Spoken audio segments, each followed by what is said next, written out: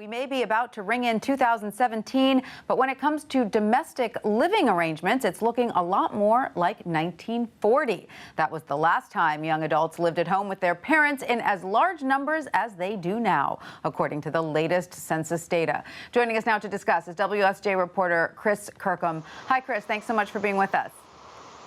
Sure. Thanks for having me. So, Chris, what percentage of young Americans between the ages of 18 and 34 are living with parents or other relatives? So right now it's reached 39.5%, which is, almost to 40%.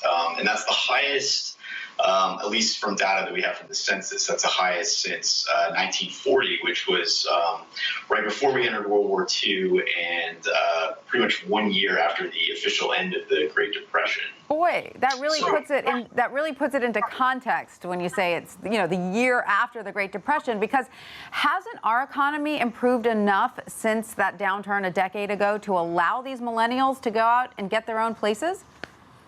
Right. That's what makes kind of this economy and this economic recovery so different is that, typically over time, you look, particularly in the years after World War II, you saw that share of young people living with their family really plummet. And, when you think about that, there was a lot of post-war prosperity. You kind of had, you had the GI Bill for people coming back from the war. So there was a lot of, it was kind of the classic kind of growth period for the United States, suburban living.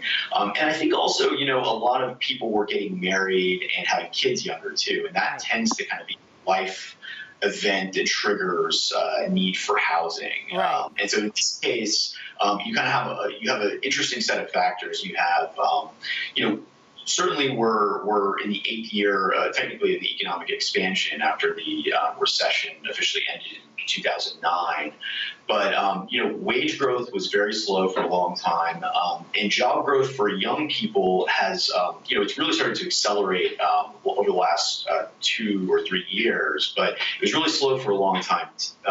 Early on in the recovery. So, and you add to that, there's some debate over, how much student debt is playing in this. But, there's a lot of factors that sort of suggest that,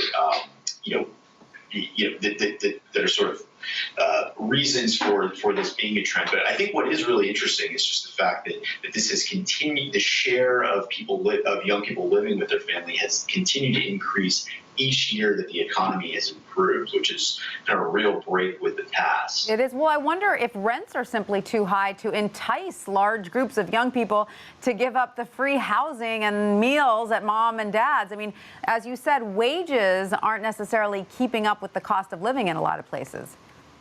That's absolutely right. Yeah. And I mean, one of the things, when you start to look at places where the job growth is happening, it's a lot of places on the coast where rents have been really skyrocketing. And so yeah, I mean, if you're kind of thinking about, even if you have a job and maybe it's paying pretty well, if you've been living at home for a while, you've been saving that money, it kind of makes sense that when you start to look out there and see what you'd have to plunk down in rent every month, that it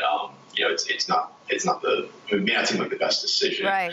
You got to weigh the pros and cons, though, because of course, if you're in your 30s and you're still living at home, you're probably not attracting too many potential life mates, which is also delaying what sociologists call household formation, right? That's right. Yeah. I can see how sort of inviting someone down to your parents' basement might not be the best invitation. Absolutely. All right, Chris Kirkham, thank you so much for that. Sure. Thanks for having me.